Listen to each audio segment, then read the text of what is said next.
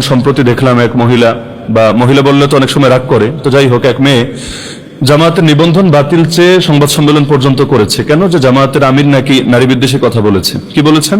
তিনি Al Jazeera এক সাক্ষাৎকারে ইংলিশে বলেছিলেন, তাকে প্রশ্ন করা হলো যে জামায়াতের প্রধান, দলের প্রধান তিনি কি, আমিরে জামায়াত তিনি কি নারী হতে পারেন কিনা?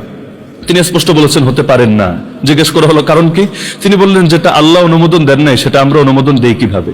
তো এই বার্তা থেকেই তো ক্লিয়ার যে যেই দলের নামই হলো ইসলামকে কেন্দ্র করে, জামায়াতে ইসলাম, ইসলামী দল, সেই দল জীবনের সব ক্ষেত্রে ইসলামকে এবং আদর্শকে প্রাধান্য দেবে। এবং সংবিধানেও তো রাষ্ট্রধর্ম ইসলাম স্বীকৃত হয়ে আছে। তো ইসলামের বিধানের বাইরে মুসলমানের জন্য তো অন্তত ব্যক্তিগত জীবনে যাওয়ার সুযোগ নেই।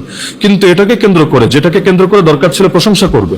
কারণ চারদিক থেকে এখন অনেকে আপত্তি তুলছে যে ওনারা কেন এটা করলেন ওটা করলেন। এই যেমন সম্প্রতি ফুল দেওয়াকে কেন্দ্র করে আমরা দেখলাম যে জামায়াতে ইসলামী এতকাল ফুল দেয় নাই শহীদ মিনারে গিয়ে, এবার কেন তাদেরকে দিতে হলো?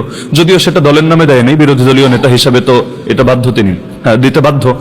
না দিলে আরো সমালোচনাটা বেশি হতো। কিন্তু এখন সমালোচনা করছে যে ইসলামের নাম লাগালে তাহলে এতকাল যেটার বিরোধিতা করলো সেটা কেন করতে গেল? তাহলে ওই একই ইস্যুকে কেন্দ্র করে নারী বিষয়ক বক্তব্যকেও তো প্রশংসার নজরে দেখা দরকার ছিল।